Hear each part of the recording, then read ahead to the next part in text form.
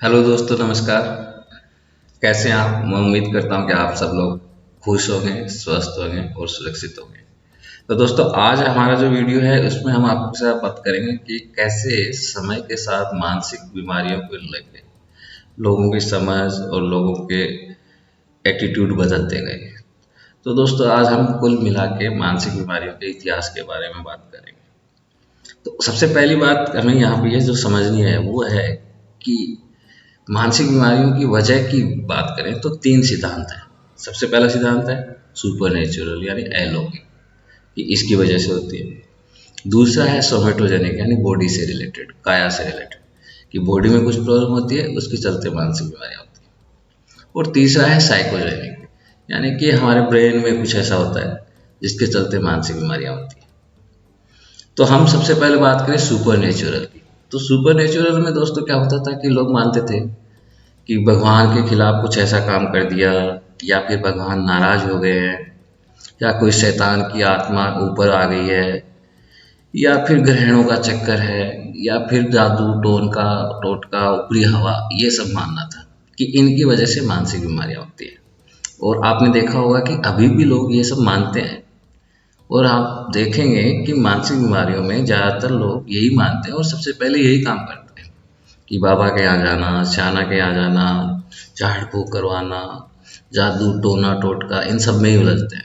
Doctor के यहाँ तो बहुत बाद में पहुँचते हैं।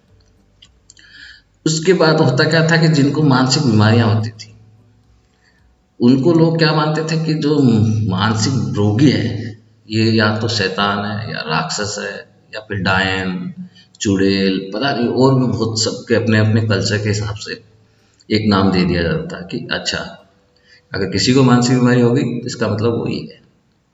अब क्या हुआ कि समय के साथ उन्हीं दिनों में जब लोगों ने, बाकी इलाज नहीं थे, और ये बात कर रहे हैं हम ईसा पूर्व की, तो ऐसे हमें अवशेष मिले हैं जिनसे पता चलता है कि जिनको मानसिक बीमारियां होती थी उनके सर को ड्रिल करते थे।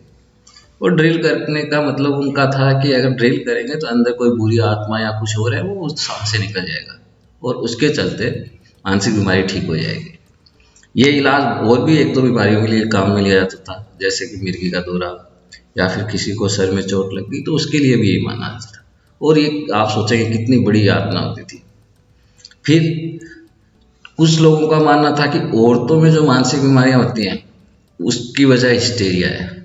हिस्टेरिया का मतलब कि औरतों में जो गर्भ होता है, गर्भाशय, तो उसको यूट्रस बोलते हैं हम। तो यूट्रस क्या करता है कि बॉडी में मूव करता रहता है, और वो अगर आसपास के किसी न किसी बॉडी के पार्ट के चिपक जाता है उसी हिसाब से मानसिक बीमारियां हो जाती हैं। और उसके भी अपने इलाज के तरीके थे। कुछ ऐसा फ्लूइड यूज करते थे जो बहुत अच्छी स्मेल के लिए होता था, या फिर बहुत बुरी स्मेल होता था। वो डिपेंड करता था कि उनका क्या मानना था कि ये बीमारी की वजह क्या है। फिर समय के साथ क्या हुआ कि ये सब चला तो obvious सी बात है इनका इलाज का तरीका भी यही रहा।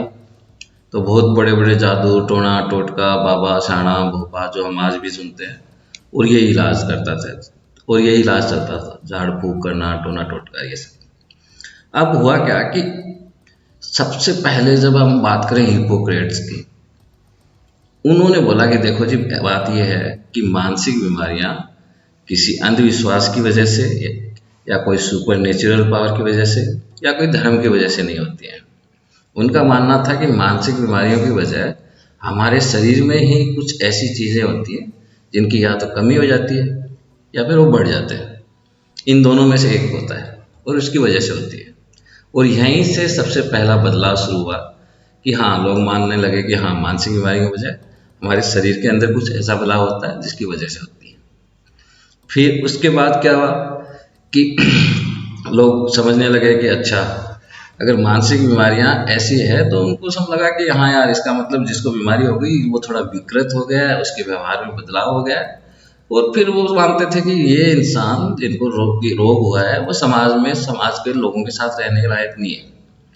तो उनको क्या करते थे कि अपराधियों के साथ जेल में शिफ्ट कर देते थे, और वैसे ही व्यवहार किया जाता था जैसे कि अपराधी के साथ। समय के साथ थोड़ा और बदलाव आया, तो लोगों ने माना कि अपराधी एक अलग चीज़ है और मानसिक बीमारियां के रोगी एक अलग चीज़ है, तो क्यों न इनके लिए रहने की एक अलग व्यवस्था की जाए। और उसी व्यवस्था के पार्ट में डेवलप हुआ मेंटल असाइलम, जिनको हम बोलते हैं ना पागल खाना। ये सब उसी की वजह से हुआ। अब हुआ क्या कि पागल खाने में जो मानसिक रोगी होता था उस बेचारे को ऐसे रखा जाता था कि उसको बांध के रखते थे, उसकी एक ही जगह रहना, वहीं खाना, नहाने का अरेंजमेंट नहीं, लेटरिन का, साफ सफाई का, बस बहुत बुरी हालत होती थी। और धीरे धीरे लोगों ने देखा कि यार इन लोगों के साथ पागल खाने में बहुत अत्याचार हो रहा है और इन लोगों की बहुत बड़ी दुर्दशा हो रही है। ऐसे में सबसे पहले एक साइकाट्रिस्ट थे जिनका नाम था फिलिप पेनेल। फिलिप पिनेल ने क्या किया कि अपने उस पागल खाने में जितने भी पेशेंट थे उन सबको रिहा कर दिया और उन्होंने एक सिद्धांत दिया जिसका नाम था ट्रीटमेंट मोरल, यानी कि हम किसी का भी इलाज करेंगे तो वो एक मोरल बेस्ड ट्रीटमेंट होना चाहिए, जिसमें उसकी फ्रीडम भी होनी चाहिए, उसकी इच्छाएं भी होनी चाहिए, उसको रहने की जगह अच्छी देनी चाहिए, उसके काम के लिए भी कुछ व्यवस्था करनी चाहिए, यानी कि पूरा रेस्पेक्ट होना चाहिए। सेम उन्हीं दिनों क्या हुआ कि एक पेशेंट थे जिनका नाम था क्लिफोर्ड बियर्स। अब उनके साथ एक बीमारी हो गई थी साइकोसिस। अब साइकोसिस बीमारी के चलते उनको बहुत अलग अलग पागलखानों में भर्ती होना पड़ा और वहाँ उनके साथ जो ट्रोमा हुआ, इमोशनल ट्रोमा, तो उन्होंने बोला कि मेरी बीमारी से ज़्यादा तो मेरा इमोशनल ट्रोमा ही हो गया जो मेरे हॉस्पिटल में मेरे साथ हुआ है। और उसके ऊपर अपने एक आत्मकथा लिखी और उस आत्मकथा के बाद उस समय में एक आंदोलन चल पड़ा था जिसका नाम था मेंटल हाइजीन। और ये आवाज़ उठने लगी कि मानसिक रोगियों के साथ दुर्व्यवहार, अमानवीय व्यवहार ऐसा नहीं कर सकते, उनके साथ भी उसी रेस्पेक्ट से इलाज होना चाहिए जैसे बाकी बीमारियाँ। फिर समय के साथ हुआ क्या कि बड़े बड़े साइकियाट्रिस्ट आए जैसे कि सिगमंड फ्रॉयड, स्किनर, वॉटसन। इन्होंने लोगों को बताया कि देखो मानसिक जो बीमारियां हैं ये इनकी वजह बायोलॉजी यानी कि जैविक और दूसरी मनोवैज्ञानिक यानी कि साइकोलॉजिकल ही है और इन्हीं की वजह से मानसिक बीमारियां होती है। जो धीरे धीरे ये कंसेप्ट अगर हम आज की बात करें तो ये कंसेप्ट बदल के अब बन गया है बायो साइकोसोशियल मॉडल।